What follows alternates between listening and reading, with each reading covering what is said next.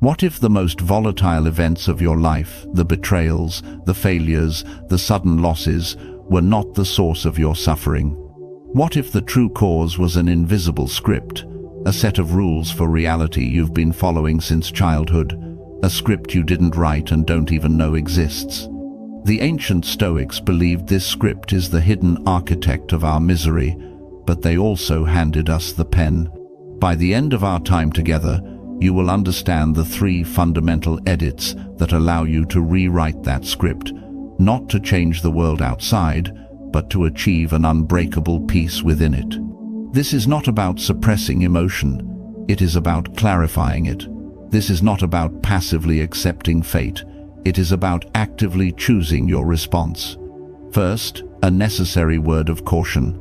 The philosophy we explore here is a framework for self-reflection and personal discipline, forged over 2 millennia.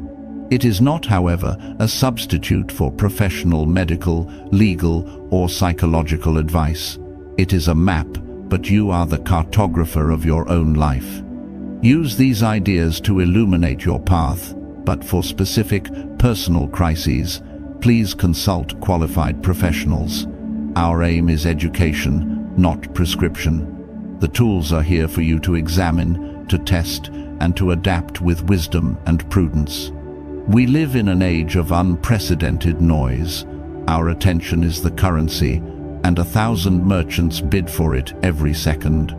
Notifications, headlines, social feeds, each one a subtle promise of happiness or a veiled threat of missing out. We are told that peace of mind lies just beyond the next promotion, the next purchase, the next relationship status. We are conditioned to look outward for our validation, our security, and our sense of self. We build our homes on the shifting sands of public opinion and market forces, and then we are shocked when the tide comes in and washes it all away. This is the landscape of modern anxiety, and it is into this landscape that the ancient philosophy of Stoicism walks, not as a relic of the past, but as a desperately needed antidote for the present. The Stoics, men like the slave-turned-teacher Epictetus, the powerful statesman and writer Seneca, the Roman emperor Marcus Aurelius, were not academics in ivory towers. They were men of the world, grappling with exile, political intrigue, chronic illness, and the weight of empire. Their philosophy was not a subject for debate. It was a training regimen for the soul, a time's psychological operating system, times designed for resilience in the face of chaos. It promises not a life free from pain, but the strength to bear any pain with grace and dignity. It promises not the power to control events, but the far greater power to control our response to them, which is where our true freedom lies. Before we proceed, we must clear away the caricature. The word Stoic today has come to mean something emotionless, a grim, tight-lipped endurance. This is a profound misunderstanding. The Stoic is not without feeling. They are simply not a slave to their feelings. They experience fear, but they are not defined by it. They feel anger, but they do not act from it. They know grief, but they do not drown in it. The goal is not to become a stone, but to become a fortress, a structure that can withstand the fiercest storms without crumbling from within. The emotions are the weather, battering against the walls. Your reasoned mind, your inner self, is the commander inside that fortress, calm, observant, and in control of the citadel itself. The storm is real, but it is outside. The very foundation of this fortress, the bedrock upon which all else is built, is a principle so simple it can be stated in a single sentence, yet so profound it takes a lifetime to master. The ancient Stoics called it the dichotomy of control. It is the practice of drawing a clean, sharp, unwavering line between that which is within our power and that which is not. What is within our power? Our judgments, our intentions, our choices, our will, the way we decide to respond to any given situation, our character, that is our kingdom, and what is not within our power. Essentially, everything else, our health, our wealth, our reputation, the actions of other people, the weather, the economy, life, and death. These things are external to our will. They are like gravity. We can acknowledge gravity. We can learn to work with it. We can build structures that respect its laws, but we cannot wish it away or command it to cease. To rail against gravity is insanity. To stake your happiness on your ability to fly is to guarantee your own despair. And yet, this is precisely what most of us do. We stake our peace of mind on things we do not and cannot fully control. We say, "I will be happy when I get that promotion." The promotion depends on the economy, on your boss's mood, on your competitors. It is an external. You have times influence times over it through your hard work and preparation, and that work is within your control, but the final outcome is not. The Stoic reframes this. They say, "I will act with excellence and diligence in my work. I will be the best colleague I can be. The outcome is not my own."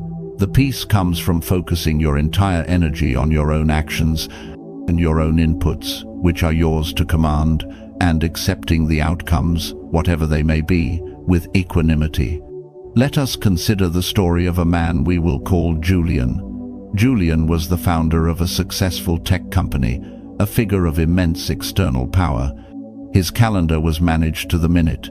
His employees followed his every directive. His investments yielded predictable returns. He believed he had conquered chaos. He saw the world as a complex machine, and he was the master engineer at the controls. His sense of self, his entire identity, was fused with this external control. His inner fortress was made of glass. When an unexpected market downturn and a key partner's betrayal occurred in the same month, the machine broke. Because his identity was the machine, he broke with it. His health failed, his relationships frayed, his confidence shattered. He had spent his life fortifying the wrong kingdom. He had tried to command the storm, and when the storm refused to obey, he fell apart. Julian's downfall was not the market crash or the betrayal. Those were merely events. They were the weather. His downfall was a failure of philosophy. He had never drawn the line. He had built his house on the sand of externals, and the tide came in. This brings us to the second great pillar of Stoic practice, which flows directly from the first. If our suffering doesn't come from external events, where does it come from? It comes from our judgments about those events. It is not the thing itself that disturbs us, but our story about the thing. Epictetus said it plainly, "Men are disturbed not by things, but by the views which they take of them." This is the invisible script we spoke of at the beginning. An event happens, you get stuck in traffic. The event is neutral. It is simply a collection of cars moving slowly, but the script immediately begins to run. This is terrible. I'm going to be late. My boss will be angry. This always happens to me. My day is ruined. Suddenly, a neutral external event has become a source of profound emotional distress. The traffic did not do this to you. Your judgment did. The Stoic practice is to become a mindful gatekeeper of the mind, to observe an impression as it arises and to challenge it before granting it entry into the fortress. To see the thought, "This is terrible," and to pause, to ask, "Is it truly terrible, or is it merely inconvenient? Is my entire day truly ruined, or just the next 30 minutes? Am I a victim of fate, or am I a person in a car who will arrive a little later than planned?" This is not about lying to yourself or pretending something is good when it feels bad. It is about seeing it for what it is, stripped of the emotional narrative we so quickly attach to it. It is like looking in a mirror. The mirror does not judge. It does not say you look tired or that you should be worried. It simply reflects what is there. The Stoic discipline is to train your mind to be like that mirror, reflecting reality without adding a story of good or bad, fortunate or unfortunate. Consider another story, that of a woman we'll call Maya. Maya was a painter, immensely talented, but creatively paralyzed. Her studio was filled with dozens of unfinished canvases. For years, she told herself a story. I am not ready. I need more inspiration. What if people hate it? What if they think I'm a fraud? The empty canvas was not just an object, it was a tribunal. The thought of an art critic's review, something entirely outside her control, held her hostage. Her script was written by the imagined judgments of others. Her awakening was slow and difficult. It began with a simple question, prompted by reading these ancient ideas. What, precisely, is within my power right now? Not the critic's review, not the sale of the painting, not the future praise or scorn, only one thing, to pick up the brush and apply paint to canvas. That's it. She decided to run an experiment. For 1 hour each day, she would work.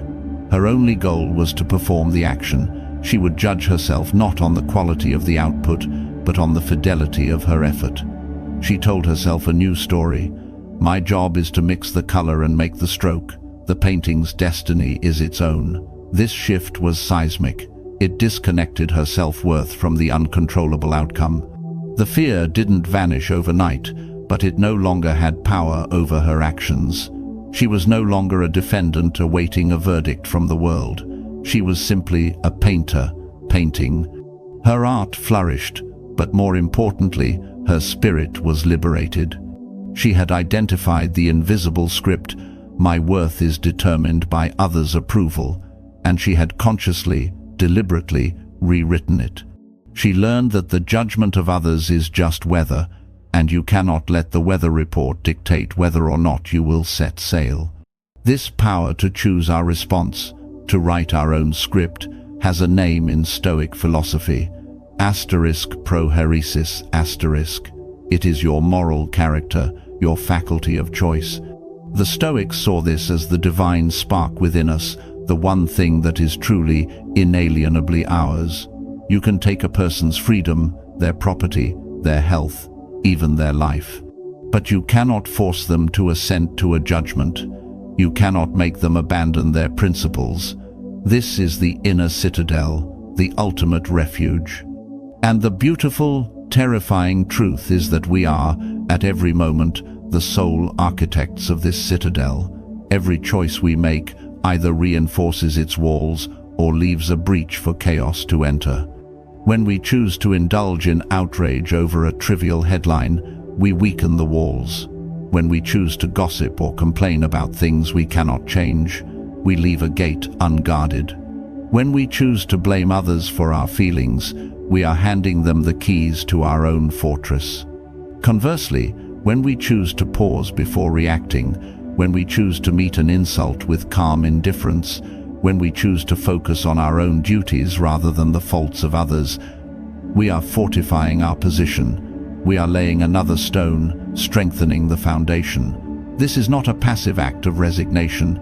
It is the most active and powerful thing a human being can do. It is the conscious exercise of our own agency in the one domain where it is absolute. But a fortress cannot be built in a day, and its walls must be tested. This leads to a fourth, and perhaps the most countercultural, Stoic practice: voluntary discomfort. The Stoics understood that a life lived in constant comfort creates a fragile soul. Like an overprotected child who never scrapes a knee, we become terrified of the slightest pain or inconvenience.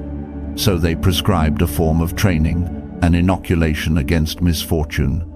Seneca advised his friend Lucilius to periodically live as if he were poor, to eat simple food, wear rough clothes, sleep on the floor, and ask himself, is this the condition I so feared? The point is not self-punishment, it is self-liberation. By willingly touching the things we are afraid of, we rob them of their power. You are afraid of losing your wealth. Spend a week living on a fraction of your budget. You are afraid of social discomfort. Practice striking up a conversation with a stranger. You are afraid of physical hardship. Take a cold shower. Go for a run in the rain. These are small acts of defiance against the tyranny of comfort. Each one is a message you send to yourself. I can handle this. My well-being is not dependent on perfect external conditions. I am tougher than I think. This is the forge of character. You are deliberately applying stress, like a blacksmith tempering steel, to make yourself stronger, more resilient, and less easily broken by the inevitable blows of fate. Let us turn to a final story, the transformation of a man we can call David. David was a natural caregiver. His life revolved around the well-being of his family. His wife had a chronic illness, and his teenage son was going through a rebellious phase. David's mind was a constant storm of anxiety. He was obsessed with controlling their outcomes.